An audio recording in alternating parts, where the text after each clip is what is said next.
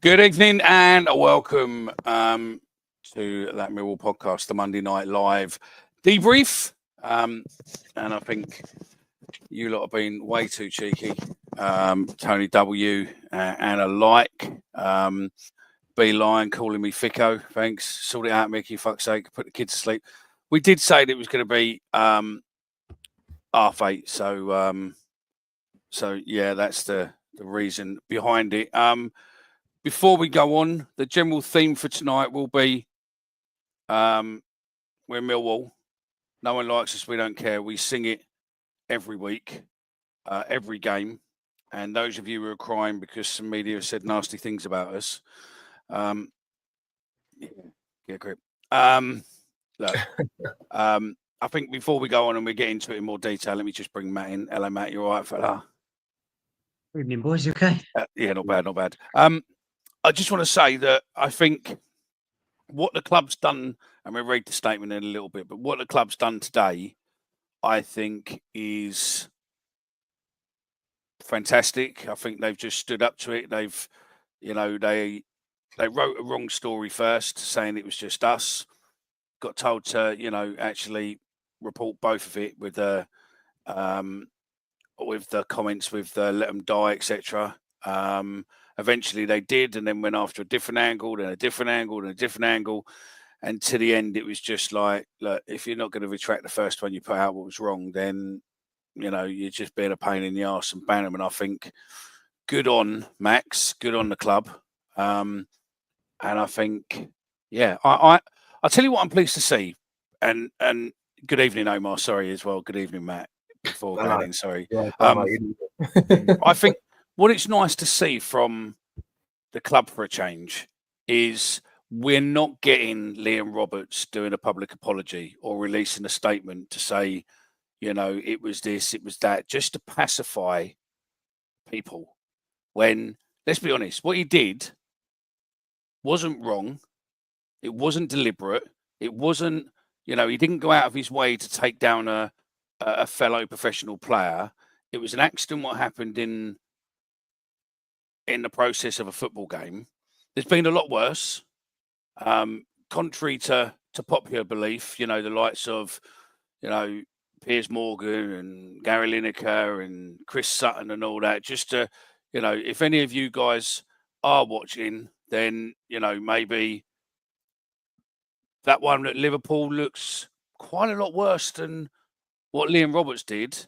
And then maybe that one there at PSG, didn't even get a free kick. So I think the only reason you're coming after it is because it's Millwall. But the problem you've got with Millwall fans is that when you push us into a siege mentality, we team together. And unfortunately, the males got banned. Maybe, realistically, Chris Sutton should be banned. Piers Morgan should be banned. No one really likes Arsenal fans anyway. So, yeah. Omar, your thoughts, fella? Sorry to open with a bit of a whinge, but it's a fucking piss take, to be fair. Yeah, I mean, it's just... Anyone would think we've eaten babies. Well, that's it. As the motto goes on the flag that goes around sometimes, right? But no, look, I think it's unfortunate what happened on Saturday. It wasn't obviously intentional. But look, mate, end of the day, I'm kind of bored even to talk about it for a split second now, to be honest. Like, it is what it is. It's the hot topic at the minute in the media. It's hot topic in the press. But look, there's a game of football Saturday. Unfortunately, it cost us. We paid the price. Roberts paid the price there and then. I don't think it needs to be going on the way it has done. But look, as I say, and as we all say, no one likes we don't care. Let's stick to that. Let's not whinge about it all the time. Like, look, it is what it is. Like, and that is your favourite saying, Mickey, but it's true. Like, it's basically just this is how it is being Millwall. And do you know what? Part of me always likes the siege mentality. It is an overreaction. Everyone's right to be pissed off about it, but look, we've got a game of football tomorrow, and I'm looking forward to that more than anything. I'm over Saturday, and looking forward to us getting back in action tomorrow at the Dead, mate. No, that's it. And I mean, look, we brought Matt on. Matt trains goalkeepers for a living, or for a hobby, a living, whatever way you want to look at it. And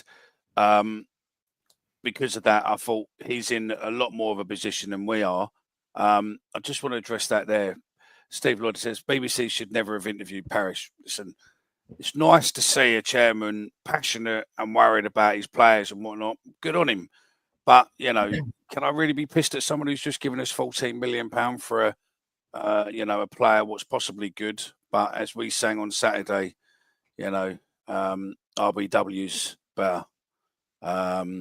So look, at the end of the day, it is what it is. I think everyone's allowed to be passionate.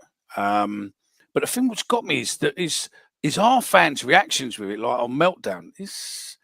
If you ever think the media is going to say anything nice about us, they're never going to. It sells papers.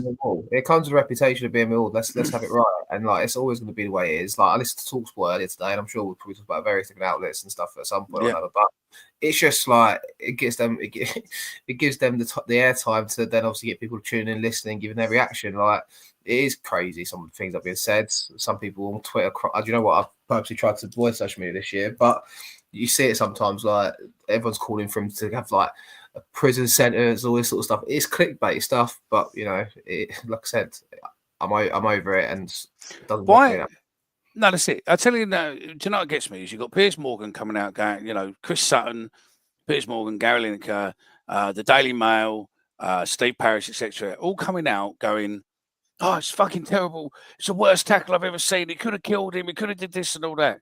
How about calling out all the fucking Palace fans what are fucking basically taking the piss out of our old dead keeper who sadly passed away? Yet that's okay. No one's picked up on any of those comments. It was easy to go Millwall sing "Let Them Die," but on the 27th minute, Palace did it. No one wanted to mention it. But I don't mind you coming after us, but be fair. Don't be lazy. It's the laziest way of just going, "Oh, if I put Millwall in a title, do you know what I mean? It's going to sell my clip, sell my this, sell my podcast." And there's going to be loads of them. There's going to be loads of Palace doing it. There's going to be loads of fucking second-tier podcasts. You're a pair of cunts as well, jumping on the bandwagon. Do you know what I mean? We'll find you all the media people would do it, mate. And we just take it to you, I think. So if you see it, call it out. Call it out. If you see it across social media, the people who are doing it, call them out. If you're bothered by it, don't whinge about it. Just call them out. Call them a cunt or something. Do you know what I mean? If you get blocked, you get blocked. Or just block all the media. Who cares? Bring Matt in anyway, mate. Ask him what he thought of it. Come on. Yeah, what's your thoughts on the attempted murder of Crystal Palace's top player on Saturday by one of our own, Liam Roberts? And by the way, Liam Roberts, if you're watching, we fucking support you. We stand with you.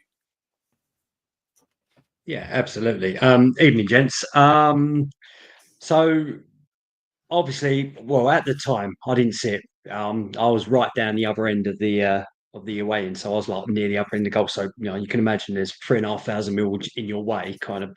So I didn't see it. It was only until obviously the red card and we had our phones on the iPlayer that you actually see the impact of it. Now, I agree with everything you've just said. It's boring. Like now, I'm bored with it all now, and it's disgusting. It wasn't a malicious attempt to injure a player. It wasn't even an attempt to end a player's career. It was a mistimed challenge. It to a degree that actually was it. Think from my perspective, I looked at it from a lot of different viewpoints, and I'll try and be as balanced as I can, but not being a Millwall fan, but just being a person who just works with keepers. And from my point of view, I think there's a lot of elements that Roberts, and he'll probably admit that he done things that he could have done better. One is I don't think he needed to be 20 yards out of his goal to start off with. Initially, once you with make the ball that that goes over the top, you've got to go with it. Exactly. Yes, absolutely. Because he's damned if you do and he's damned if you don't, kind of thing. If he's gone for it and he's made contact with the ball and it's cleared out to row Z, great, hero. If he misses it and he's impact the player, he's committed a foul, red card offence. But you cannot go running out that far and halfway through go, oh shit, what have I done? Because then you're stuck in no man's land and you're caught in two minds what you do. And that, in fairness, if they did score, then he would have been absolutely slated about his positioning, what he was doing, X, Y, and Z. So one thing you do is that if a goalkeeper's made a decision and he's made that early, he's got to go with it regardless, and just pray to God that something happens. Now, if you watch the actual replay several times, like I have, there's a couple of things that I want to flag up, and I just heard it on actually on another podcast before I came on here. Was that one is that the moment he actually made contact with the ball, and he didn't make it at head height, he actually made it at chest height. So what's that? 5'5", maybe 5'6", because Mateta's quite a biggish lad. So yes, he made impact. Yes, his foot was high, but the moment he made impacts on that ball, it was chest high, and it was just the momentum that's taking his foot up high. So, what can you do? If you're a mid-air momentum, you can't change what's going to happen. So that is unfortunate. Now, the second point is his foot itself. He actually flicked his foot up to flick the ball away. He wasn't going in. Imagine this is the palm of my foot. He didn't go in studs facing, because that would have been dangerous. He actually came in like that with the intention to flick the ball, which he did. But then it was his heel that made the contact with the side of the face. So again, it's flick, momentum come through. Listen, I wish Mateta well as a footballer, because we're all like, we enjoy it. Yeah, of course we do. No one wishes him harm. I wish him well. But there was absolutely no intent from that. And as you said, the outcry that's come from it is absolutely bloody ridiculous. So in my eyes, as I said, it probably was mistimed slightly. If he could have got there a little bit earlier, might have been able to meet the ball a little bit lower, or the fact that he didn't judge the flight of the ball that came across. Because I thought, well, as soon as that ball came flying across, regardless of whether Mateta actually barged Cooper out of the way, I think he could have watched to see what that ball did. Now, because I was there earlier, I watched like the sprinklers were on the pitch, and I thought, oh, that ball's just going to zip. But it seemed to have held up a little bit, and I think that's what caused the issue of that ball popping up, because the ball actually had a bit of spin on it, and it held up as well at the same time. So it's kind of like, as you like, if anyone plays golf, you chip the ball and it sort of seizes up in the ground and it comes back. And I think that's what done it, and that's why Mateta run onto it. And I think Roberts may have just assumed that the ball came over and was just going to zip towards him, to which where he would have made impact with the ball at the lower level, he would have cleared it, but he didn't. So he had to carry on going, meet the ball halfway, flicked his foot up, and then obviously the heel was has made impact with Mateta.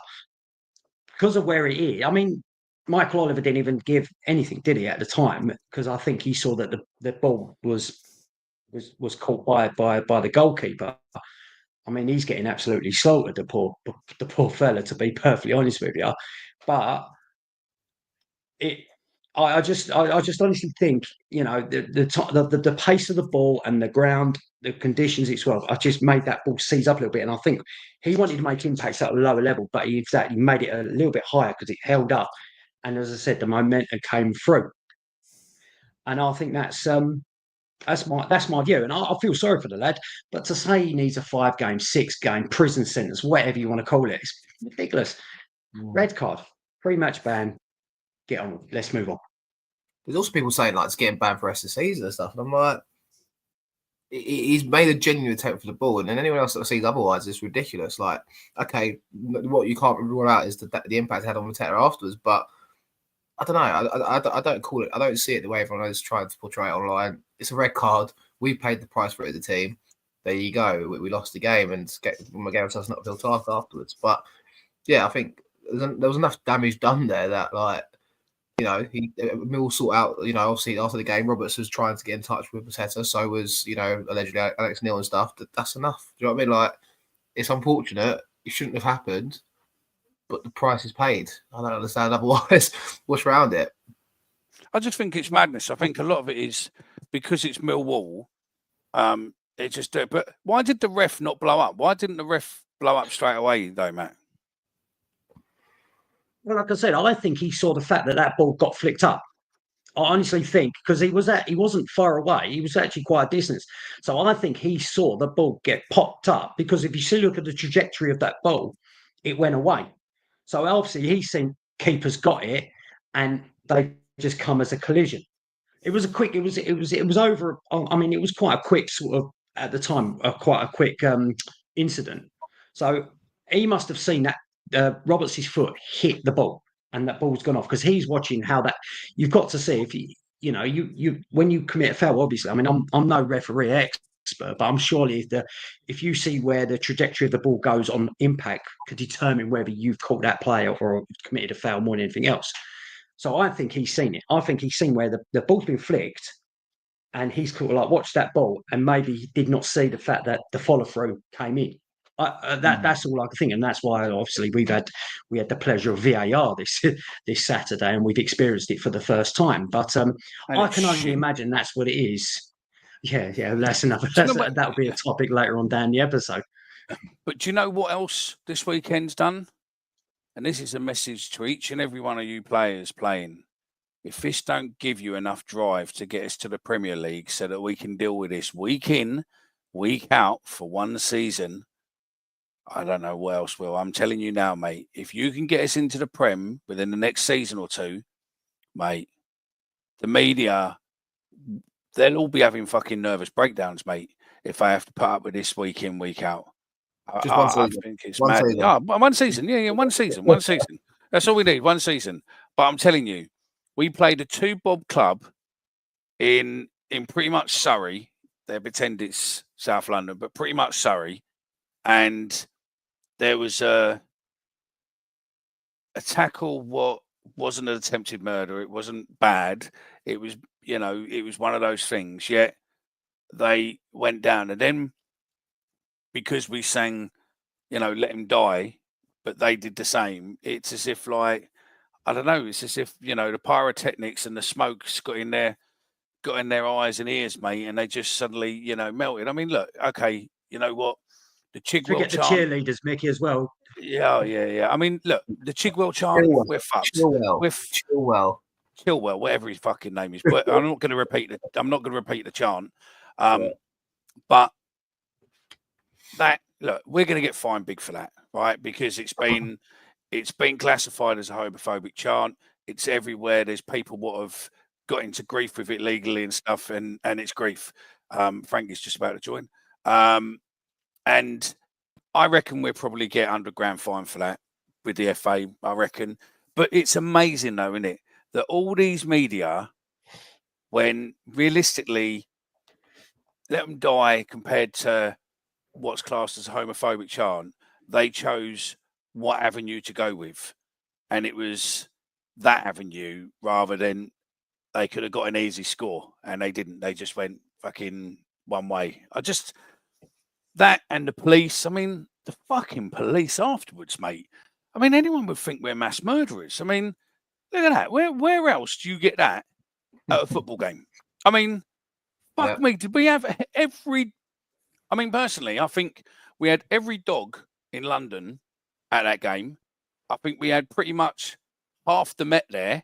And I think we had every single van available there as well. And I mean, Christ, they parked them up so close to walls and everything else you couldn't get through. Yet they marched us through, kept us waiting at a station, and then, forced us into the station, what was dangerous. Coppers being bullies with their truncheons and their fucking batons as always. But why? We're Millwall, for fuck's sake. We're not ISIS. We're not fucking... Do you know what I mean? It's just madness. It's like we come to town and everyone's like, look up your daughters, put your bins away. Yeah. It's just... No, Mickey, I always tell you, though, it's like if you treat humans like humans, they act like humans. Like, and if you treat human like cattle, you're going to get that. Do you know what I mean? 100%. So, and that was exactly with Owen West, Chief Superintendent Owen West of West Yorkshire Police, who overturned the ban with us with going to Leeds. And that was his words pretty much. He said, Millwall aren't bad, our fans are worse. And he said, at the end of the day, if we treat you normally, you behave. He said, unless you're provoked by our fans. He said, so, yeah. And hence, when we got the first ban, they gave us the whole town. Drink wherever you want. Do you know what I mean? And that's, it's it. Frankie, you're in. Go on. What you got to say, fella? I think you've said it all, fair boys. I think a lot of it's all over the top in it, and it's all a bit ridiculous. I think where I disagree a little bit is I do kind of agree why people are so passionate and this does feel slightly different to what we've seen before. I think we spoke about this morning. This isn't the first time Millwall's been at the centre of a bit of a media storm, right? We've done it with. There was a situation with a knee. There's been 2 situations at Wembley. This isn't the first time it's happened. It won't be the last. Where it does pick up ever so slightly different is when you talk about a player that's been accused of a premeditated assault, essentially, for no reason other than the simple fact that he is a Millwall player. That then does feel slightly different, and I can understand why people are a bit more passionate about it, and I can understand why in this situation the club decided to do something. And I think it's long overdue, to be completely honest. If you go through the Daily Mail shit from today alone, they must have put out like 8 articles, including one about the ranking the most dangerous tackles of all time. What the fuck are we doing? What is going on? The Mail, you mean? Yeah. Yeah, the Mail done 9, and they obviously had an agenda. And do you know what makes me die the most? That it was okay while they were coming after us. And then as soon as the club went, fuck it, do you know what? We're banning the sport. We're banning male sport. See you later. Bye. And then all of a sudden they're now crying, writing articles going, oh, it's unfair. It's unfair. It's unfair. Fuck it. Who cares? You're shit anyway. It's all been portrayed to be about taking accountability, right? The club needs to take accountability. I think that goes 2 ways, don't it? We've said for how many times we've said that the media coverage around Millwall that surrounds us is absolute bollocks. Without on the pitch, off the pitch, it ain't right. It ain't going to change now, but doesn't mean that ain't right. It doesn't mean he's wrong.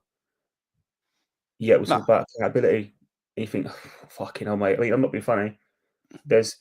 Fulham released a statement earlier talking about a player that got racially abused by Man United fans. Anything on Mail Sport about that? No. So it's all about accountability. Let's have it right. Be fucking consistent about it. Because unfortunately, Man United is a massive PR machine, and that will probably be stopped before it even gets published. Let's be honest, the PR machine will be in full effect, and that will be pulled before it's even gone forward through something or another, and it won't ever go there. So, it's just, it is what it is. It's, I just think it's mad. ISIS get treated better than we do. One season in the Prem, that's it. VAR can do one. It's because we're Millwall. They always love giving us shit. And, mate, honestly, we are Millwall. We know what we are. We're proud of what we are. And we're not what the media likes to sell us as. We're the club who, year on year, raises the most amount of money for the British Legion. We're the club that raises loads of money for kids' charities. We support the Jimmy Mizzen charity. We do loads for ex-veterans. We do loads for, the LGBT plus community and everything else. We do untold amount of stuff for everyone and anyone, yet our keeper does a tackle like that, and all of a sudden he's a fucking mass murderer on the rules, and it's just, I think the media can go fuck themselves, really. Joey Barton's come out and fucking defended us from a soapbox, and if Joey Barton's watching and wants to get involved, mate, then fucking more than welcome to come on, fella, mate. Do you know what I mean? No. Maybe we should. It's a shame it's not their bonfire night. We should fucking create a big bonfire and just put Daily Mail on it. Do you know what I mean? All fucking thingy, mate. What's mad? You think I'm obviously in a group chat with all you boys. I have no idea how any of you feel about the actual game itself. None of us. We're going to do that now. That's it. I'm fed up with it. Let's talk about the game. I thought, considering we were down to 10 men, mate, for 85 minutes, I don't think we embarrassed ourselves. I'm with you. Yeah, we didn't embarrass ourselves at all. I think, look, if you're a Palace fan, if it was the other way around for us, if it was like, say, it's Dagenham Redbridge and they had a sending off in the first 5 minutes, we'd say we didn't have to get our first gear and won the game comfortably. Let's be honest, right? But what I will say is, I think our boys are up for it. The first 5 minutes before the red card, I was thinking, right, like you can always tell in a away game if we show up or not. I felt like we showed up early doors. I was thinking, right, we're going to put up a fight today. That's what it felt like going into it, which is obviously it was unfortunate with the red card because that ruined what could have been a good spectacle, I think, and that's what the hard part about to take it of that all is really. But we gave it our all. We tried. Wes Harding, I thought was, give him his due. He's played 2 games this year, and both of them I thought he's done really well. There's a question to be had there about Wes Harding, but that's something to note. But obviously, like, drafted and the players put the effort in, and unfortunately, we didn't get the result. It was nice to see us at the end come over to the fans and take it the way you should have done, which was great because obviously got a bit of stick, like you mentioned earlier on, Mickey, and the chant. But he took it the perfect way. I was pleased to see him come over and clap us at the end. And look, good day out, but just unfortunately, the result didn't go our way and got robbed of a good game, I think. Yeah, I think I fully agree with you. I mean, Matt, your thoughts on the game when I come to you in a sec, Frank? I agree with what Omar said. Really, it was it was an entertaining game of football, that's for certain. And I thought we put it all out on the line. Really, to be fair, I don't think there was anyone who actually had a terrible game to be perfectly honest with you. And I think, as I say, once the red card happened, I think that there was a little lull where you could see they were a little bit deflated, but they still galvanised and really come out. Definitely, I think the goal just before half time really galvanised us and come out in that second half, and we were by far the better team. I think shout outs to Wes Harding definitely on that one. I think Jensen, when he came on to replace Roberts, had a really good game and made some good saves. Dinore in the middle, I thought was really good, along with Billy Mitch. And yeah, honestly, it was a good game of football, and I've seen it in the past with, and Omer probably does as well. That I think previous management, as soon as we went down to 10 men, we would have not had one shot on goal, or not even had a shot. We would have been backs to the wall and just pray to God something might happen. And hold out to either lose just 1-0 or 2-0 at this time. At least Alex Neil probably went in there at half time and look, what the fuck have you got to lose? Just go out there, enjoy yourself, and play your game. And I think that's what they did. And I think they really did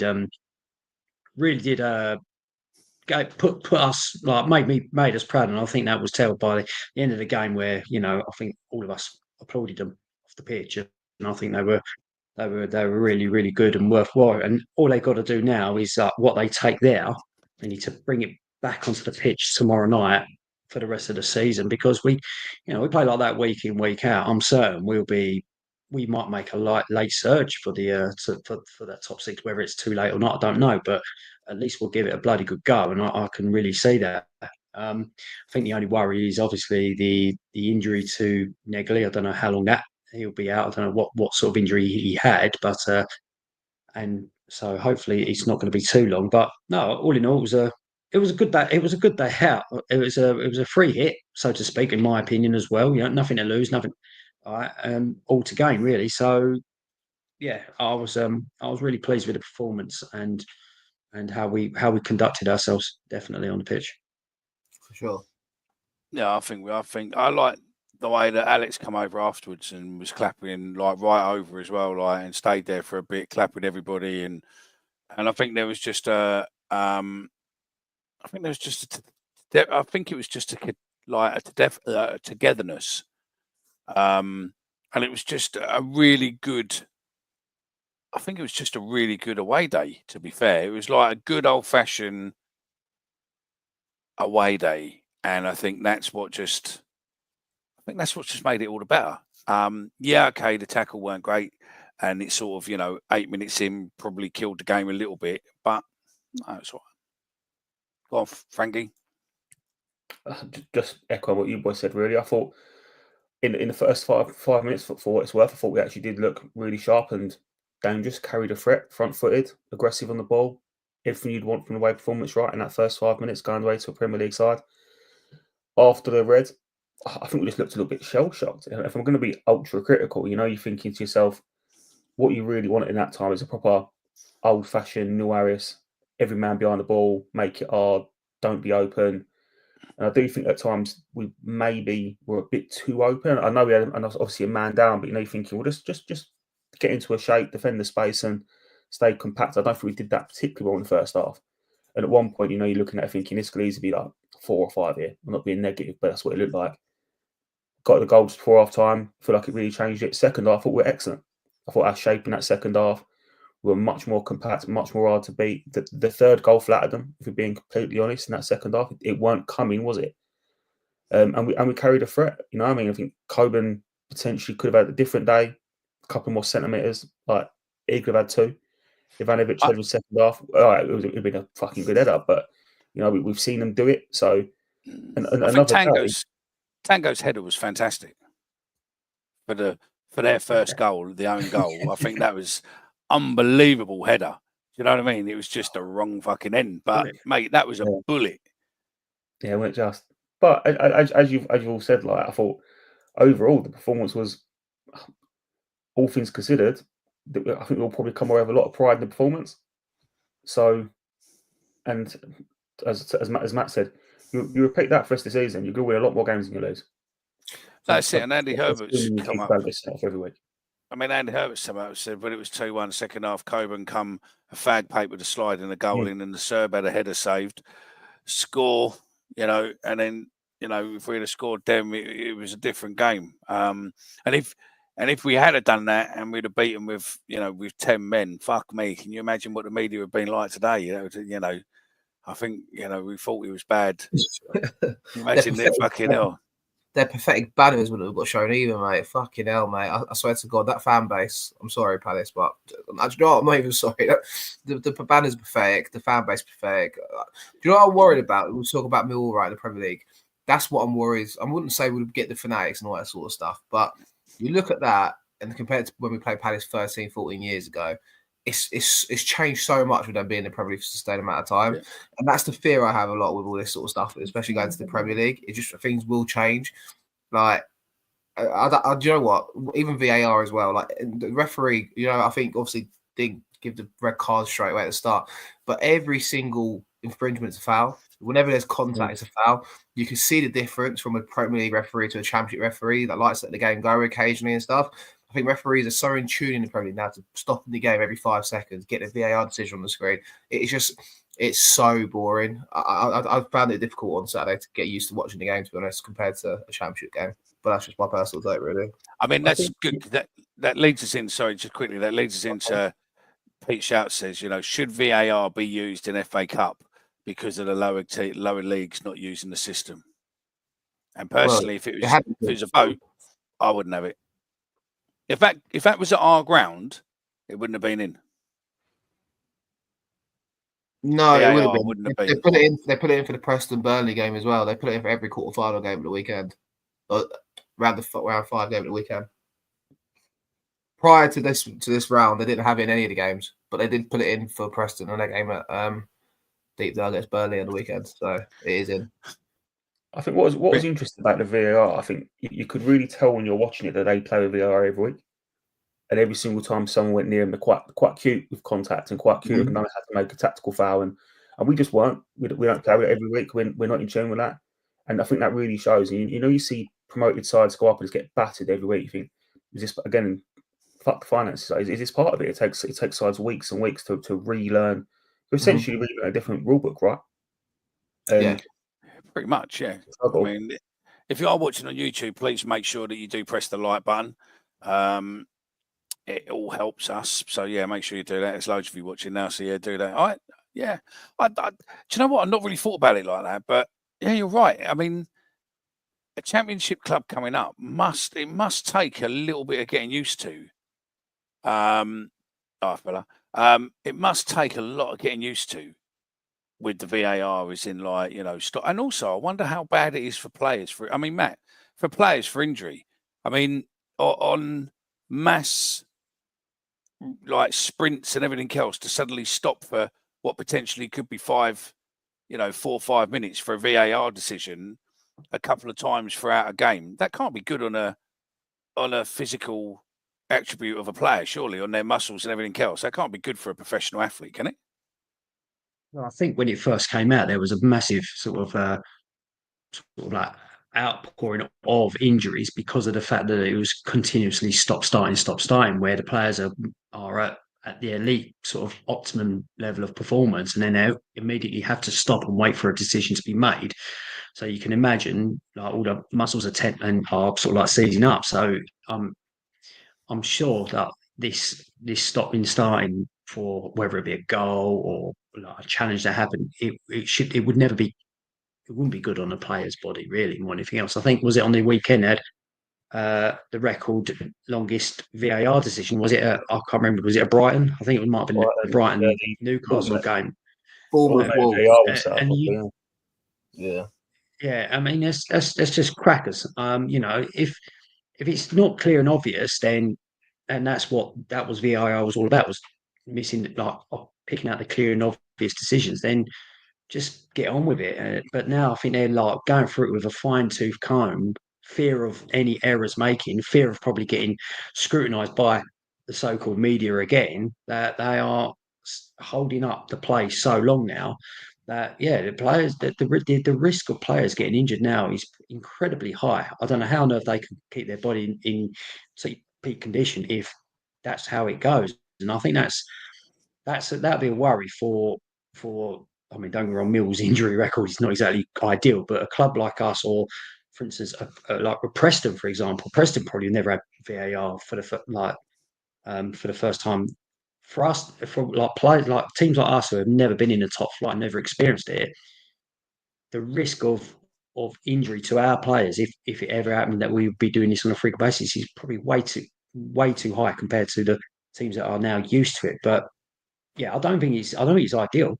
But they just need to be a lot quicker. And I think this weekend, the reason we had VAR was because they were trialing the semi-automated offsides, so to make the decisions more quicker. But that obviously backfired with the God knows how long it took for a decision in Brighton. So I don't know. It's just, I mean, I think it's good for the game in certain aspects, but it needs to be tweaked to ensure it's good for everything. I hate talking about VAR in the first place, right? But like, because it's just, if it is there, it's a current thing, isn't it? And that's obviously the buzzword at the minute. But it's okay. Saturday's decision, it helps that with a red card clearly, because it was a red card, referee got it wrong. But a lot of them all the time is never clear as day. It's not. It's still subjective. You're never, and they brought it in under pretense that it's going to fix all these problems, but it hasn't. it makes it a lot worse, and it makes it a spectacle. Like, you're right to mention the game at the weekend at Bournemouth. I think it was 7.5 minutes they had to wait for the decision to be made. It's like how what are you meant to be doing? Like, it doesn't help the game. It kills the flow of it, and it can sway games in either way. But yeah, it's ridiculous, really, because then it's still subjective a lot of the time. And it's just like, and then obviously you're right, as the game, how it flowed and stuff as well. It's just, it doesn't help it as a spectacle, I don't think, in the slightest, to be honest. But yeah, I mean, look, we lost. You want to celebrate it though, like I say, like it's as if like we score a goal or a team scores a goal. What we'll do, limbs, celebrate, hugging your person. You don't need to, but it's kind of like now we score a goal. Yeah, hang on a minute, let's wait. 2 minutes later, then we can celebrate again. You know what I mean? It takes the euphoria out of scoring a goal as a fan as well. I just think that's the bit that really gets me. I can't imagine watching Millwall score a goal and then we go, right, let's just wait a couple of minutes for a VAR check. You think, oh, well, bit of a deflate, it takes like sort of the atmosphere down. Yeah, definitely. I think that my biggest issue with VAR is like, it's you've plugged it in retrospectively to a bunch of rules that are already there, and you think to yourself, it'd be like having the laws of the road, but all wrote for horse and carriage. You know what I mean? It doesn't work like that. Now you've got VAR. I was almost saying it's a completely start again from a ground base of zero and build the rules back up to fit the technology you've got and to apply it properly. To try and retrospectively put it in, it just don't work, is it? And obviously this isn't relevant to yesterday, but you think it does make football overall a really boring fucking watch. Mm-hmm. Yeah, and you sort of, the thing what I took from yesterday was how loud we were. And I've not watched the whole game back, but I've watched, a good selection of it back from yesterday on the BBC iPlayer. And all you can hear through 90% of what I watched was Millwall. You couldn't hear Palace. And yet they covered 3/4 of that stadium, and yet all you could hear was us. And you just think, are the Premiership that fixated on not having an atmosphere that when you get a lower league club or a Championship club like us coming along and we enjoy real football, still chanting and having a laugh at football, etc., that it really does show how sanitised Premiership football is, apart from the stupid banners. Christ, knuckle draggers, really. Is that it? And, I think it's funny that their club allows them to put that out, really, when, it only needs one Millwall fan to take a dislike to that and call it, a hate speech. And they could, if you wanted to be that person, you could potentially put a complaint into the FA if you were offended. Me, I don't give a fuck. But if that's your sort and you were offended by it, feel free, go ahead. But I think, look, I'll tell you what. Before I go, chaps. Sorry, because I've got to shoot a minute. I think as well, it sums up. I think you just see by the amount of teams now that have a drum and the paper clappers in the top flight. I shared it as well on the group chat. There was actually a Palace fan behind the goal with a VR headset on. We saw that afterwards. What was all that about? Christ, I think he was watching either the BBC version of the game, which obviously would have had a lag, and he didn't have no sight impairment because he was happy to take it off and talk to people around him. So that was just complete crackers. But you're right. The Premier League is sanitised, and if we went up there, we wouldn't need a drum. We certainly won't need no paper clappers. We definitely would have a neutral section. It will be a nightmare for the press and the media if we went up, because guaranteed we would be making such an atmosphere that they probably didn't like it too much. Actually, probably have Ofcom complaints that we would be too noisy. Yeah, no, that's it. Ken Clark, I've got no idea, mate. I think he's done his predictions for tomorrow, so I'd probably say it's a nothing story unless it is. Move on. You put a call about 4 times. No one cares. Move on.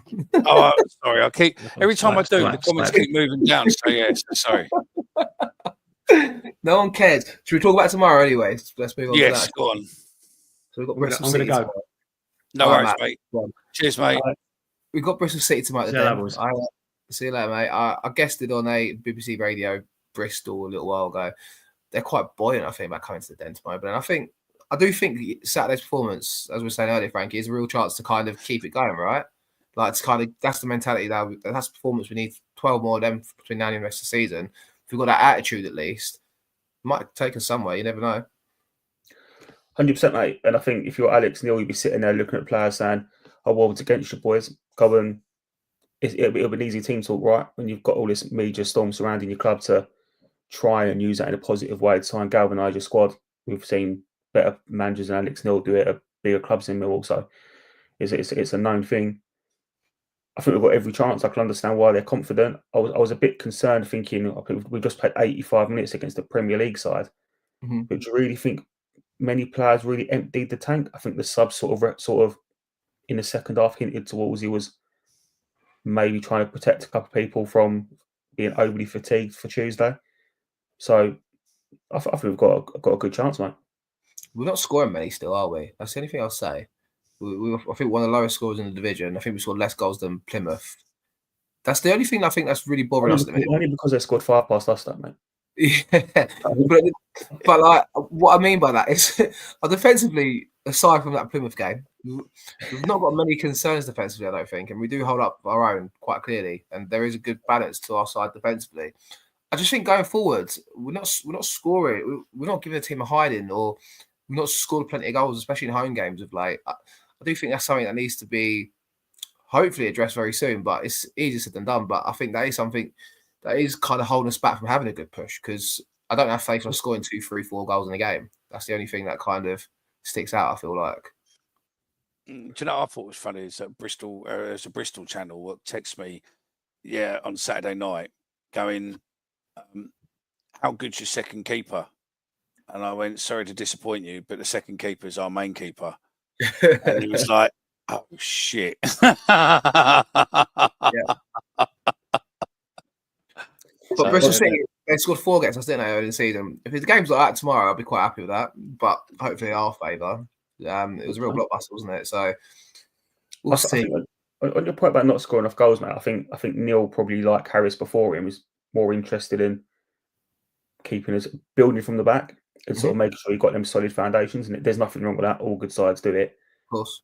And I do think we particularly seem to suffer from, you've got like Negley, Cundall, Bangura Williams is essentially a new signing.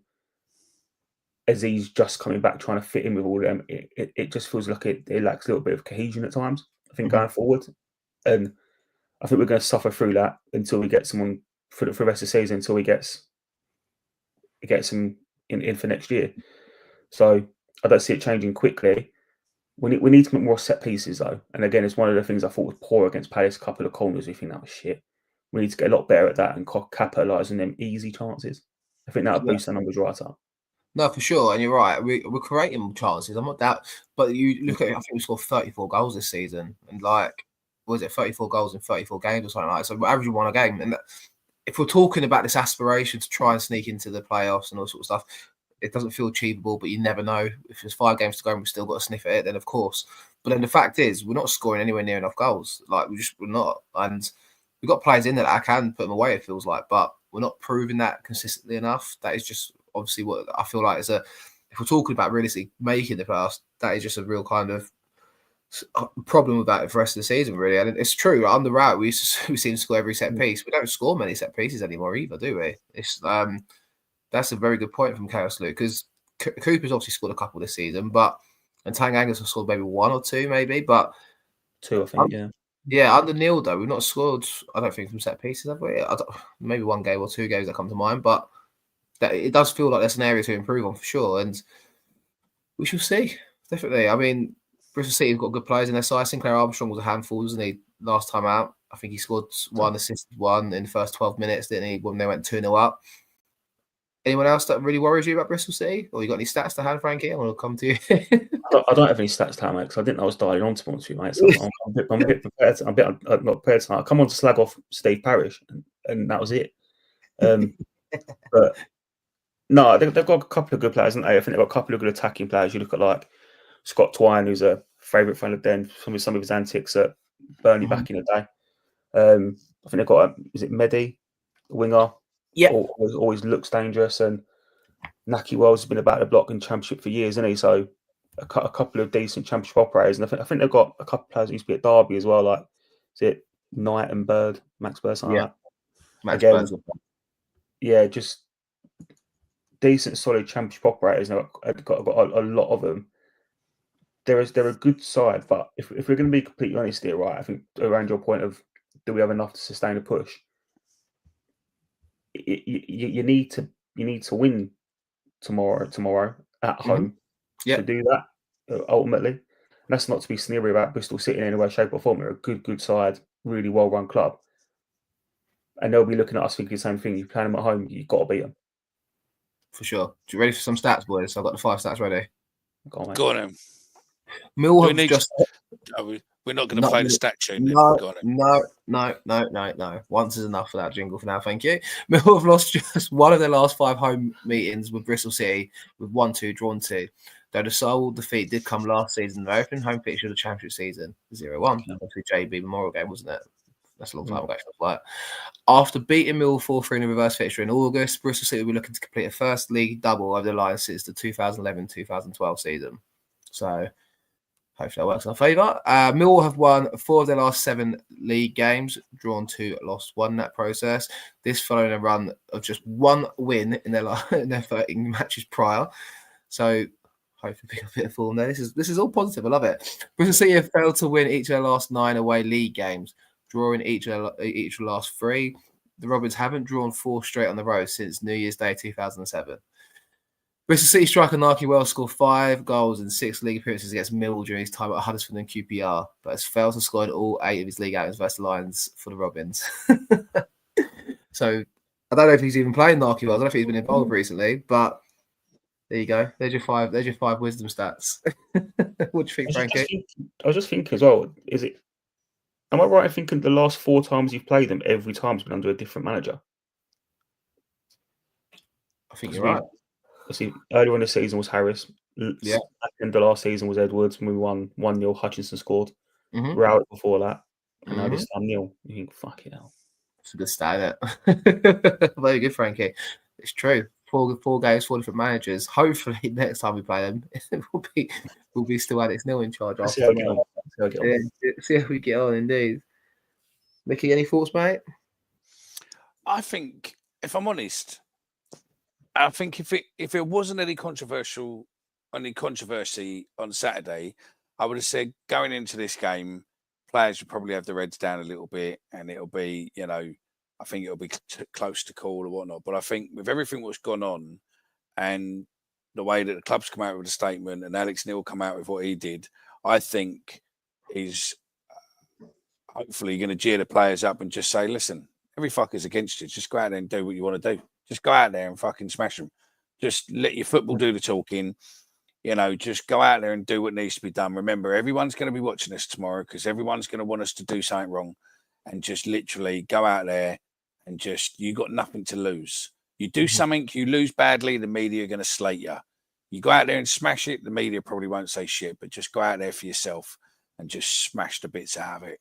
And I think that's it. And if, I think if I was Bristol coming, I'd be a little bit wary thinking, what are we walking into? Because the Millwall fans there are going to be siege mentality. They're going to be backing the team 100%. And we all know that when the Den is in a siege mentality, it's a fucking hard place to be. They definitely become the 12th man. And, they're not going to have that many fans there, I don't think. Or maybe, they might have a few hundred. Over 1,000, I heard. On the radio. So for them on a Tuesday night, that's not bad going at all. And they're in decent nick. I think the form table before I went on to that show tonight, I checked. I think last 10 games they're 6th place, last 5 games they're 7th. They're in decent nick at the minute, Bristol City. Good side as well. It's not going to be a pushover by any stretch of imagination, but like we're saying, if we want to have any chance, you've got 12 games to go to now the end of the season now, full focus on the league. This is up to us to go out there and do the business, really. And I think, as everyone's saying, and as you just saying, Mickey, it's a real opportunity to just, as Dan says there, ruined animal we are tomorrow, Dan Riggs says, and they walk into the Lions Den. I think, there will probably be some changes as well, I wonder. It'd be interesting to see what kind of team he goes for. But look, Sammy's telling us which way to go with the shows. Well, should we do our 11 first and then do the score predictions? We'll do the 11s, yeah. Get your 11s in if you want to get involved in this, and then we'll be taking score predictions shortly. Go on in, Omar. We'll start 11 tomorrow. Liam Roberts in goal. Do you know what? I honestly would probably do that if it was possible. We could do a Luis Suarez-esque thing that Liverpool did when Luis Suarez got suspended, and it was the wrong thing to do at times. I'm not sure. Or wear Liam Roberts 13 shirts in the warm-up. Yeah. You know what? If we all want to do that and stick by the player, I'll tell you what, I'd even go and buy one from the club shop tomorrow if they're on special offer to mail. If I had to make it a quick quid meal, I reckon you might get some people wanting to do that. But no, I'd have Jensen in goal, obviously. I suspect Kramer comes back in at right back. I could say harsh on Wes. I'm pretty sure he's called Uncle Wes, is referred to by a lot of the squad I see on his social media and stuff. Right back, Kramer, Tanganga Cooper, Bryan at left back. I'd have Denora and Mitchell midfields. I'd then have Aziz, Bangura Williams, and Kundal. I'm going to go with. Oh, no, actually, no. Aziz, Bangura Williams, and Amaku. And then I'd have the Serb up top. I think Coburn had a good game Saturday, but I think there's an element of probably managing his minutes a little bit. Coburn, obviously, look, we've got a few games still to come up. I suspect I can see, I can see us obviously probably making a couple changes like that. But yeah, there you go. That's my level. Even Pollock says Harding, Coops, Kramer, Bryan, Denor, Billy, Mitchell, exactly my 11. Femi, RBW, Amaku, and a BFS. Yeah. Sure. Dan Riggs says we've all got a chant. There's only one Liam Roberts. Adam White says Jensen, Kramer, Tango, Cooper, Brian, Denor, Mitchell, Aziz, Kundal, Amarku, Coburn. There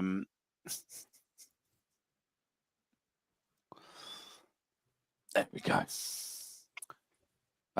Should we be chanting his name tomorrow? Why not? We ain't done nothing wrong in our eyes. Kundal, go on in, Frankie. What you got now? What's your starting 11, mate? Yeah, Jensen in goal, Kramer right back, Jaff, Cooper, Brian, Billy, Denor, Aziz. I would go Kundal, Bangor Williams on the left, and then the Serb up top, and then bring him back on off the bench. Yeah. Fair enough. I might go Roberts up front, you know. Can't use the same joke twice, mate. Oh, sorry. Did you say that? I didn't hear you. He's got some fucking striker in the third. Yeah. That's going viral. if he gets good connection, you know what I mean? We're going to pay him out now. We should have banned him. Oh, dearie me. They were using the comments. I saw some people just doing Twitter just purely to get likes and retweets, and they were using them, some of them in their articles, like some of the chants that people were trying to imitate and make up. Just anything and everything was going in them articles today. I don't blame Mill for that. Anyway, we spoke about that already. But Eric Cantona. Yeah, I guess now it's time for score predictions, I suppose, from everyone now. So get your score predictions in. Go on and get your score predictions in. Let's have your score predictions in. Off Mickey, you go. You got to go first, Mickey, for the score prediction, mate. Come on. I'm going to go. Here we go. I'm going to go 2-1. Oh, we should go 4 there. I was like, where's he going? Maybe 3-1, but yeah, 2 or 3-1. I'm going to go. Okay.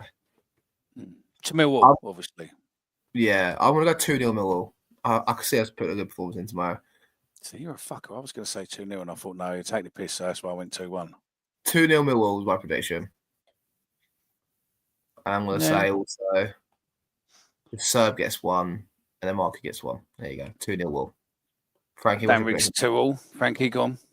I reckon 1-0 Wall and a Mac off the bench. Love that. Bobby's going 2-1 Millwall. Don't worry, Bobby. Bobby will have his own special vlog out very shortly. Because if you don't know, Bobby went to Palace yesterday in their end. Saturday even. But instead of coming in the Millwall end, Bobby went and watched it from their end and took loads of clips and videos. And I'm going to make a vlog for the day, which will be funny because if you've listened to Bobby's post-match reactions on either our show or Axel Millwall show, then you know what you're getting yourself into. So I've not watched any of it back yet. I'll be watching it back shortly. So I think that's going to be funny as fuck, to be fair. So keep an eye out. Make sure you subscribe because it will be hitting our YouTube very soon. Nice. Danny says 2-1 Wolves, Serb with both. Jensen, Cooper, Brian, Tango, Harding, what more? Okay, now what more? Right, and Mark who left Coburn and the Serb. Mark Murphy says 1-0. Paul says 2-0. Adam White says 3-1. Ken Clark says 1-0. Chris Brown says 2-1.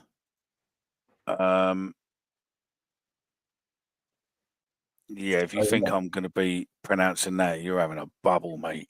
Jakub Przewozny. There you go. Jakub Przewozny. That's all right. Anyway, Peter, it don't matter. You spelled my name wrong anyway. I don't have a wife who's called Minnie, and I don't have 2 black ears, mate. So, there's no E in my name, fella. Bender Beaver, 32-2-1. Richard, 4-1 to us. Peter Sullivan, 3-0. Sam says 2-1. Wall, Serb, and RBW. Cantona is a legend because you fly, kick a penalty. I thought that was quite funny as well because that was a Millwall player who fouled him who caused him to do that. But yeah, Richard Shaw, wasn't it? So yeah. Us to batter, then Carrot Crunchers tomorrow 3-0. We owe him after the 4-3 defeat. Spencer says 2-1 Wall, BFS. and Feme. I heard Bobby got the bus back to Buckingham Palace instead of Crystal Palace. Steve Beaver says 4-3 Wall. Watmore out for the season, according to Alex Neal. Don't know, I've not heard that, have you? 1-0 Millwall. I think we're pretty much done, mate. I think it's look. Don't go cry. Don't go round shouting, "No one likes us. We don't care." If you're going to get on social media and whine and go, "Oh, it's not fair," I think the media reaction is just pathetic. But do I expect anything less? Do I fuck? Whoever thought it was a bright idea to stick a microphone in front of Steve Parish, I don't think you're producing BBC shows much longer. Chris Sutton, I think you should go watch the tackle before mouthing off on a podcast. Well, you obviously haven't seen it, and relating back to a Schmeichel incident in '82, which I don't even know if Schmeichel played in '82, to be fair, but still. Schumacher, sorry, yeah. Schumacher. Which, I think there's been a lot worse, and there'll be a lot worse going forward.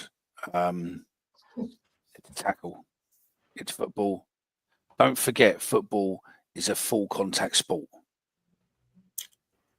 Contrary to what Sky and TNT and everyone else wants to believe. And if you don't believe that football's a full contact sport, come and play five-a-side with me. Just ask Omar. Anyway, so it's all right. Just run around him, it's fine. Yeah, I think that's everything, isn't it, mate? I think, look, good luck for us tomorrow. Let's hope people do the business. See you down there if anyone's there. Roll on. I think that's it. Frankie, final word. Anything you want to say? Looking forward to a quiet week trying to follow Millwall. Another game tomorrow, so we can all forget about Saturday. No doubt we'll do something else outrageous, being paid to something else. No, that's it. So I think I'm going to do 2 endings. I'm going to start with that one. F-Troop are the real nutters. And I'm not going away for some dirty northern punts to spit all over me. If he spits over me, I'll put a fucking pint glass in his head. And now, thanks very much for watching. Make sure you like, subscribe, and follow us. And remember, no one likes us. We don't care. And the Mail Sunday's banned. Oh, giddy up and get away. Oh, we're going Millwall and we're going today. Here we go.